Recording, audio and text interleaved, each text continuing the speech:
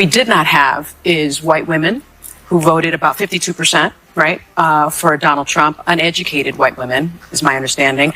You have Latino men, actually, voting. Look at you. Look at your achievements. How do you like the so-called uneducated now, Sunny? Yeah, and again, by the way, rarely do you get the answer to a question in the question. And her whole question is exactly why there was a rebellion against that. Charlie Kirk tore into Sunny Hostin on Megyn Kelly's show over what he called a major blunder, after Hostin drew heavy backlash for comments widely viewed as elitist, particularly her portrayal of Trump voters without college degrees, especially white women, as uneducated. Kirk and Kelly pushed back hard, emphasizing that these Americans make up the nation's muscle class, the essential workers who keep the country running. Their criticism tapped into a much deeper cultural divide, where millions without college degrees feel sidelined and belittled by the political and media elites who dominate the national conversation.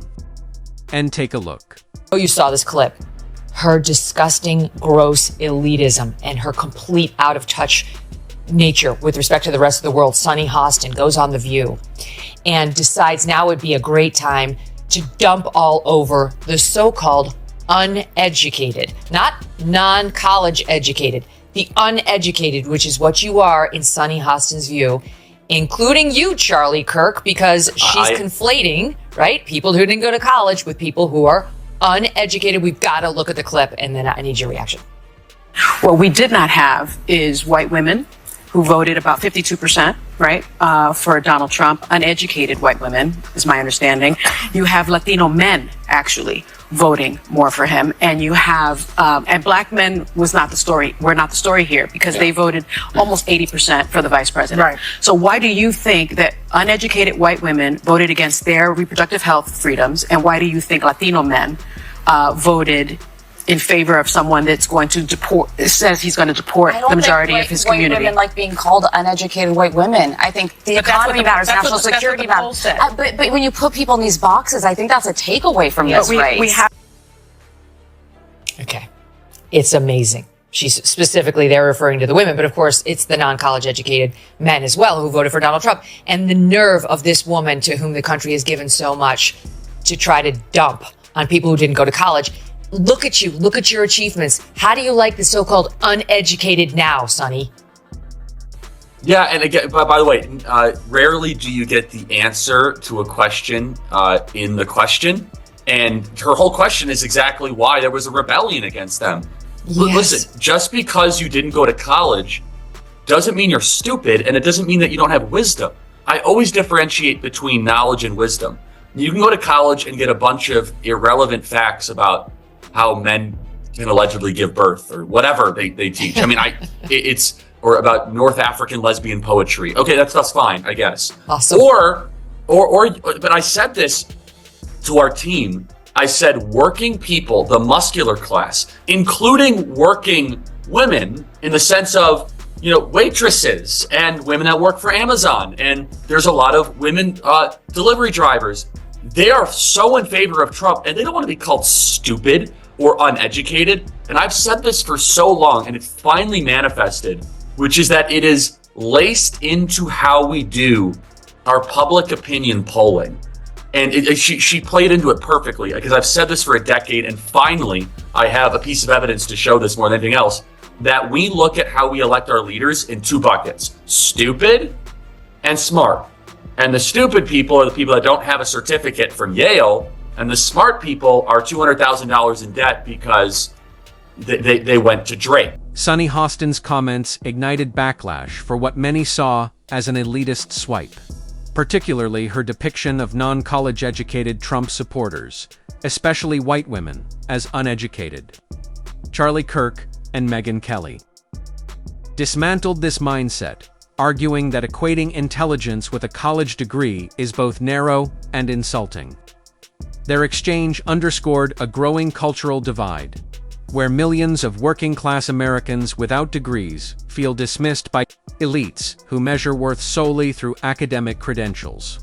They warned that such attitudes alienate a vast segment of the country, the very people who keep the economy running and lay bare the gap between political spin and the lived reality of everyday Americans. Down though is that Donald Trump, which by the way is just smart politics, because there's more people that didn't go to college than did go to college. And I know that's really hard for the Democrats to realize because everyone in their circle went to college, but the majority of the country actually does not have a 4-year college diploma. The majority of the country are people that have 2-year technical degrees or community college, or they just went into the workforce right out of high school. And so Donald Trump gave these people a voice because they're tired of being told that they're stupid just because they didn't go into debt to go study something that doesn't matter, to find jobs that don't exist. And these people, by the way, Megan, both men and women, we call them, as I said, the muscular class, and Donald Trump communicated with them better than any candidate since Ronald Reagan in 1988. And the final point I'll say is this, is Sunny, you guys thought that abortion was going to be this like quasi-zealot religious issue. I'm pro-life. If people in the audience aren't, that's fine. What I'm saying though, what gives me promise, and I think we can all agree on this, is that there are other issues that should animate and drive our politics other than this very divisive one.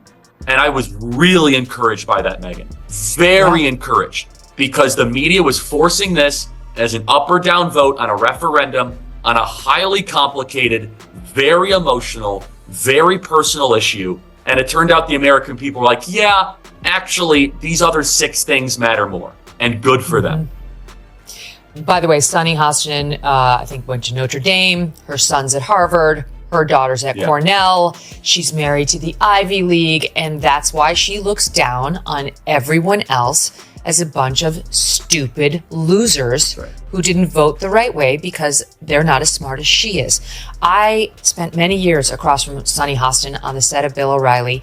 She is not as smart as she thinks she is. In fact, I defy you to show me one debate we ever had that she won. There isn't one. The muscle class, a term celebrating working Americans in essential roles, includes everyone from truck drivers and factory hands to restaurant staff. These men and women are the nation's backbone, the ones who kept the economy moving during times of crisis, enabling the laptop class to remain comfortable and work from home. Yet, despite their vital contributions, they remain largely invisible to the ruling elite. Donald Trump has positioned himself as their champion, channeling their frustrations and giving them a voice in a system that too often undervalues their labor. His bond with this group highlights the widening divide between those who keep the country running and the elites who refuse to recognize their worth. About who I had coming on today, and I told him, Charlie Kirk. And my son and my daughter, she's 13, he's 15, go, you know Charlie Kirk? I'm like, yes, I know Charlie Kirk. Yes. They go, could we meet Charlie Kirk? I'm like, I think I could arrange it at some point. But that's how young, you're like a 13-year-old girl. She's seen your clips. She's been influenced by you. They watched you on that show. Where do they surround you when you debate all the people? Jubilee, they watched you there. That was something. I mean, you're making a huge difference, not just in today's voters, but in the next up-and-coming ones who are going to be voting 4 years from now, Charlie. It's huge. I do feel there's something divine going on. You were chosen for some reason. Well, I'm humbled, and I said this. Well, thank you, Megan, and I'd love to meet your kids. And I said this on election night. God gave us grace as a nation. I'm humbled by it. I say praise God. I'm just a small part, and He used what we were doing. I mean this. I had zero expectation that what we were going to do was actually going to move the dial this much. We did it out of obedience. We did it out of, hey, let's play the role. You know what it's like on a campaign, right, Megan? Oh, if we can move, a couple hundred people and do your part and it all adds up. I had no idea that this thing was going to set off the way it did. And I mean, we look at these youth vote numbers. It's not normal. It's the best performance by a Republican since 1988. And allow me to say one other thing about the youth vote that I think you'll really appreciate, Megan. The breakdown, though, is that Donald Trump, which, by the way, is just smart politics because there's more people that didn't go to college than did go to college. And I know that's really hard for the Democrats to realize because everyone in their circle went to college. but the majority of the country actually does not have a 4-year college diploma. The majority of the country are people that have 2-year technical degrees or community college, or they just went into the workforce right out of high school. And so Donald Trump gave these people a voice because they're tired of being told that they're stupid just because they didn't go into debt to go study something that doesn't matter, to find jobs that don't exist. And these people, by the way, Megan, both men and women, we call them, as I said, the muscular class. Charlie. Kirk has solidified his place as a prominent conservative force, particularly among younger Americans, through high-profile campus tours and spirited showdowns with liberal speakers. By engaging students face-to-face, he has tapped into an audience long presumed to lean left, offering a forceful challenge to progressive dominance in education.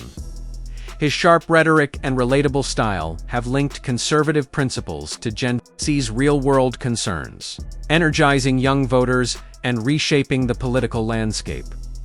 Kirk often cites the pandemic as a turning point, a moment that robbed students of milestones, like graduations, while bombarding them with non-stop progressive messaging. He argues this sense of betrayal sparked a historic youth shift toward the GOP in 2024, delivering one of its strongest performances since 1988. Fueled by disillusionment and Donald Trump's influence, this realignment could redefine the American political map for decades to come.